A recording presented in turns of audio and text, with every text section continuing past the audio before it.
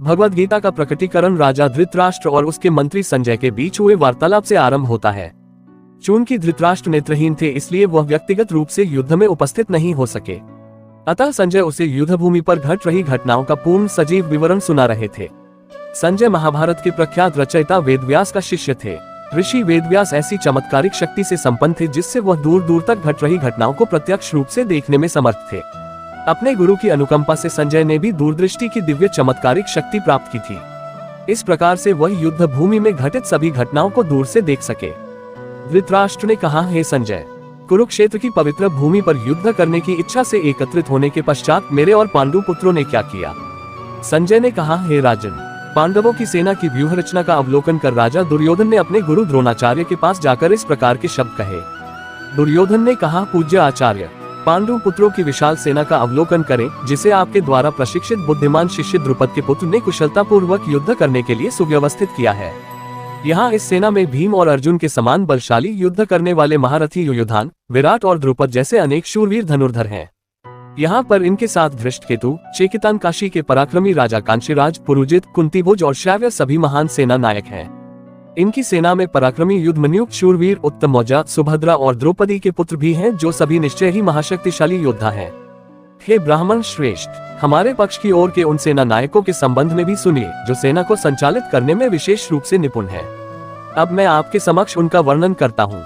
इस सेना में सदा विजयी रहने वाले आपके समान भीष्म, कर्ण, कृपाचार्य, अश्वत्थामा, विकर्ण तथा सोमदत्त का पुत्र भूरिश्रवा आदि महापराक्रमी योद्धा हैं, जो युद्ध में सदा विजेता रहे हैं। यहाँ हमारे पक्ष में अन्य अनेक महायोद्धा भी हैं, जो मेरे लिए अपने जीवन का बलिदान करने के लिए तत्पर हैं। वे युद्ध कौशल में पूर्णतया निपुण और विविध प्रकार के शस्त्रों से सुसज्जित हैं। हमारी शक्ति असीमित है और हम सब महान सेना नायक भीष्म पितामह के नेतृत्व में पूरी तरह से संरक्षित हैं, जबकि पांडवों की सेना की शक्ति भीम द्वारा भली भांति रक्षित होने के पश्चात भी सीमित है। अतः मैं कौरव सेना के सभी योद्धागणों से भी आग्रह करता हूँ कि सब अपने मोर्चे पर अडिग रहते हुए भीष्म पितामह की पूरी सहायता करें।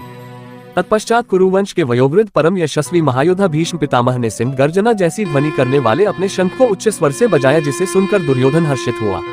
इसके पश्चात शंख, नगाड़े, बिगुल, तुरही तथा सींग अचानक एक साथ बजने लगे। उनका संवेद स्वर अत्यंत भयंकर था। तत्पश्चात पांडवों की सेना के बीच श्वेत अश्वों द्वारा खींचे जाने वाले भव्य रथ पर आसीन माधव और अर्जुन ने अपने अपने दिव्य शंख बजाए।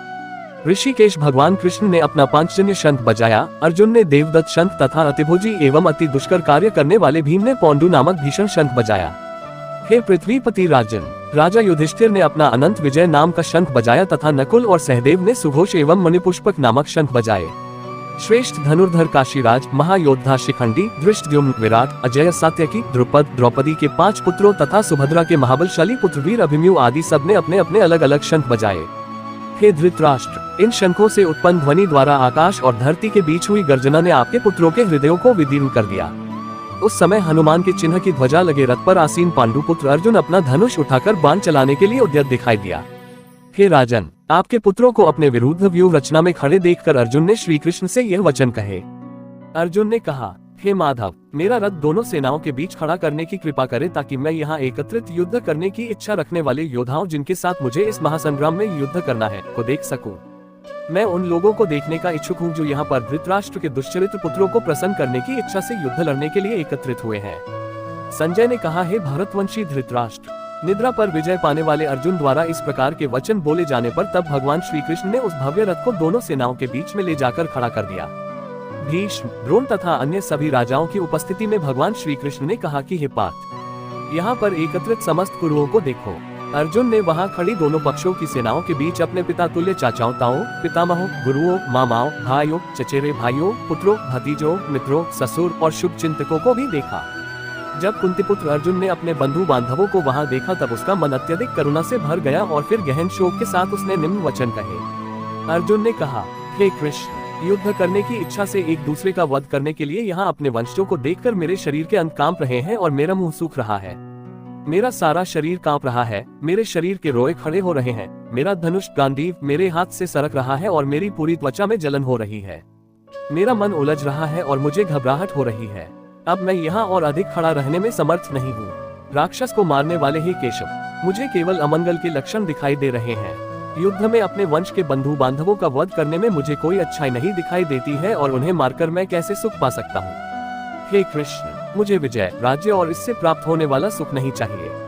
ऐसा राज्य, सुख या अपने जीवन से क्या लाभ प्राप्त हो सकता है, क्योंकि जिन लोगों के लिए हम ये सब चाहते हैं वे सब इस युद्ध भूमि में हमारे समक्ष खड़े हैं। हे मधुसूदन, जब आचार्य गण, पितृगण, पुत्र, पितामह, मामा, पौत्र, ससुर, भांजे, साले और अन्य संबंधी अपने प्राण और धन का दांव लगाकर यहाँ उपस्थित हुए हैं, यद्यपि वे मुझ पर आक्रमण भी करते हैं, तथापि मैं इनका वध क्यों करूं? यदि फिर भी हम धृतराष्ट्र के पुत्रों का वध करते हैं, तब भले ही इससे हमें पृथ्वी के अलावा तीनों लोग भी प्राप्त क्यों न होते हो, तब भी उन्हें मारने से हमें सुख कैसे प्राप्त होगा? हे समस्त जीवों के पालक, धृतराष्ट्र के पुत्रों का वध करके हमें क्या सुख प्राप्त होगा? यद्यपि वे सब अत्याचारी हैं, फिर भी यदि हम उनका वध करते हैं तब निश्चय ही उन्हें मारने का हमें पाप लगेगा। इसलिए अपने चचेरे भाइयों, धृतराष्ट्र के पुत्रों और मित्रों सहित अपने स्वजनों का वध करना हमारे लिए किसी भी दृष्टि से उचित नहीं है। हे माधव, इस प्रकार अपने वंशजों का वध कर हम सुख की आशा कैसे कर सकते हैं? यद्यपि लोभ से अभिभूत विचारधारा के कारण वे अपने स्वजनों के विनाश या प्रतिशोध के कारण और अपने मित्रों के साथ विश्वासघात करने में कोई दोष नहीं देखते हैं, तथापि हे जनार्दन, जब हमें स्पष्टतः अपने बंधु बांधवों का वध करने में अपराध दिखाई देता है, तब हम ऐसे पापमय कर्म से क्यों न दूर रहें? जब कुल का नाश हो जाता है तब इसकी कुल परंपराएं भी नष्ट हो जाती हैं और कुल के शेष परिवार अधर्म में प्रवृत्त होने लगते हैं। अधर्म की प्रबलता के साथ हे कृष्ण, कुल की स्त्रियां दूषित हो जाती हैं और स्त्रियों के दुराचारिणी होने से हे वृष्णिवंशी अवांछित संतानें जन्म लेती हैं। अवांछित संतानों की वृद्धि के परिणाम स्वरूप निश्चय ही परिवार और पारिवारिक परंपरा का विनाश करने वालों का जीवन नारकीय बन जाता है। जल तथा पिंडदान की क्रियाओं से वंचित हो जाने के कारण ऐसे पतित कुलों के पितरों का भी पतन हो जाता है।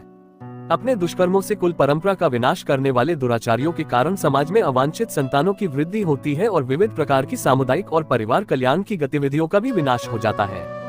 हे जनार्दन, मैंने गुरुजनों से सुना है कि जो लोग कुल परंपराओं का विनाश करते हैं वे अनिश्चित काल के लिए नरक में डाल दिए जाते हैं। ओह, कितने आश्चर्य की बात है कि हम मानसिक रूप से इस महापापजन्य कर्म करने के लिए उद्यत हैं।